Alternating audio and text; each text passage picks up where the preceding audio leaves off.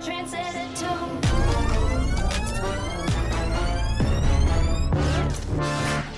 Fire when the strobe hits you.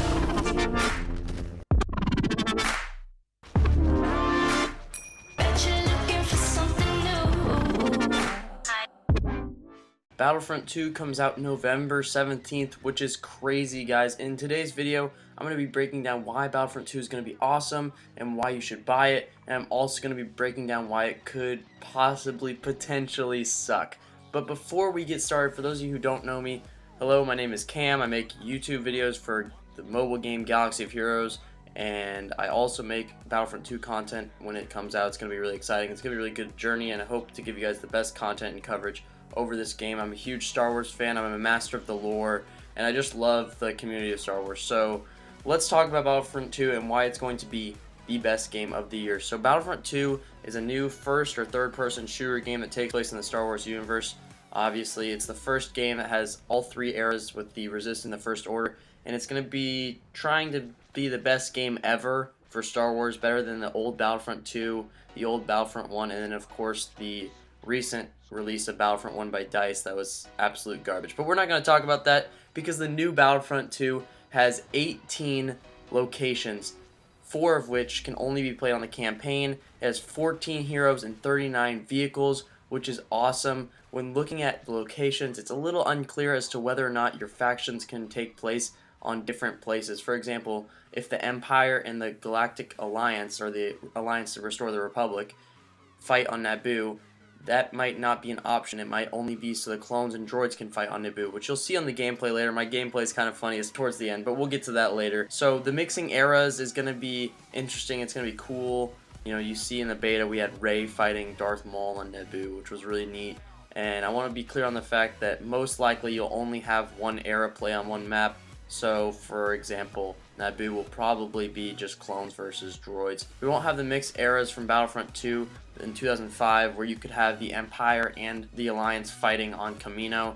That just won't be a thing. It's a cool idea, but I doubt they'll do that in this game. They could maybe do it for split screen or co-op or offline game playing, but not for multiplayer online. Did I forget to mention that this was only at launch? Battlefront 2 is free DLC, meaning that everybody can get the newest downloadable addition to the game for free. So heroes that aren't available at the launch may be DLC characters such as Obi-Wan Kenobi and General Grievous, and DLC maps like Utapau and whatnot. There's a lot of stuff they can add, and it's all free, and so that's really exciting for the free-to-play community. That means we can all play together even with anybody and play more maps, more characters, more awesome places. The split screen, really nice too. You can play with friends if you ever hang out with them and you can't play online with them. That's a nice addition. It's always been something that's been desired by a lot of the community base.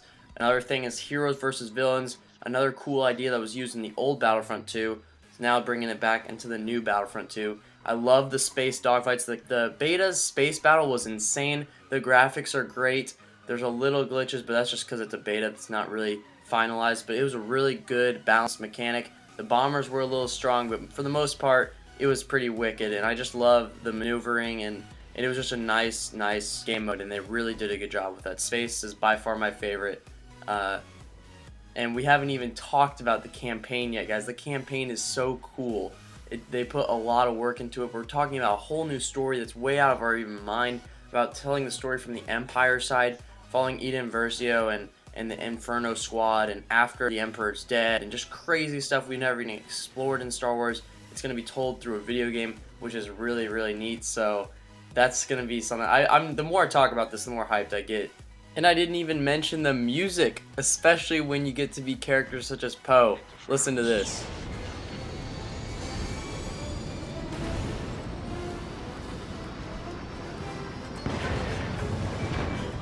I don't know, guys, I just love the music, especially when your hero enters. I think that was like a really cool thing, and I loved playing Poe. It was just really fun. He's got really neat abilities, and they all kind of have their own special thing. I think it's what's going to make this game really something special as well. So now let's move into the next part of the video. So now we're going to look at the kind of what maybe, how could this game suck? How could this game get ruined?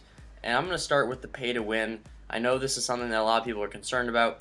There's different things such as packs that are available that might cause little problems with the game, such as paying your way, buying different guns, buying different attachments to your guns to make them superior, or buying different abilities to make your characters more beefy and harder to kill. So pay to win's a little scary for this game. EA has to make their money somehow, and they're not doing it through DLCs because they're free. So they're gonna find a way to make some money.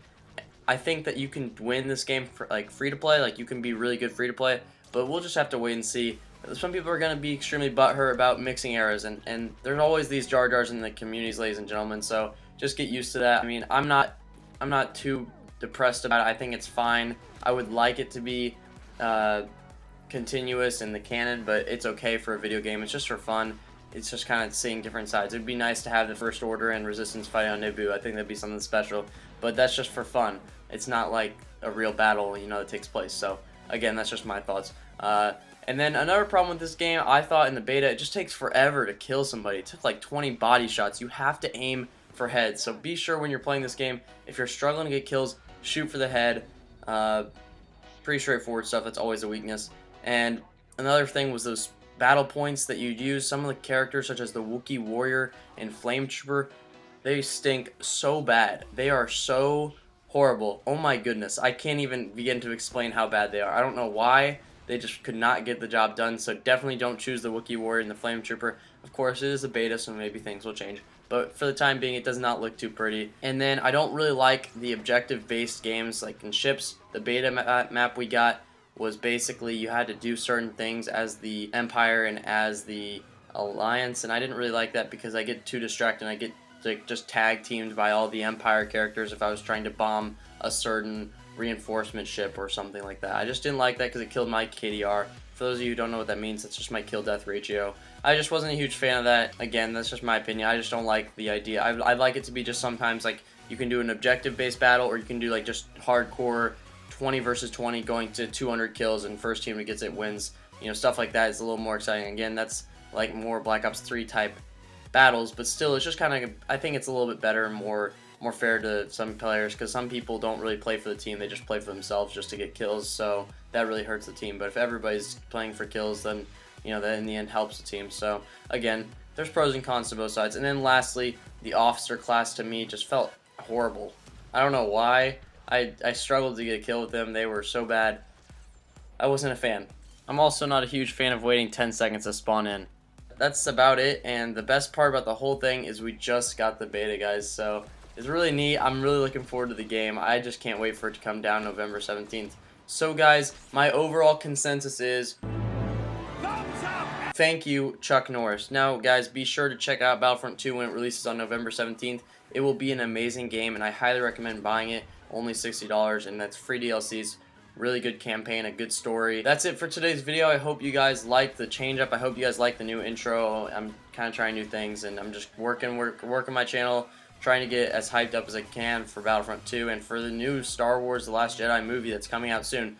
So if you want to see more, if you're new to my channel and you want to see more Battlefront 2 content, be sure to hit that subscribe button, and I'll see you guys on the stream tonight at 8:30 Eastern Standard Time. And this will probably be on Twitch, but it could be on YouTube, so make sure to check the description and subscribe to me on Twitch, or just make sure you know when I'm videoing. You can always ask me questions live. I will be there to answer every single one of them. Have a good weekend, guys. Have a good Halloween, and I'll see you guys in the next one. Peace out.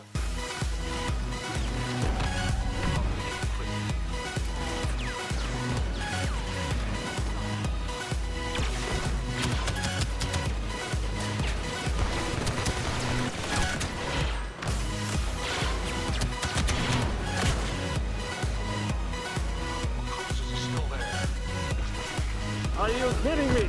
I'm blind. Are you kidding me? I'm blind.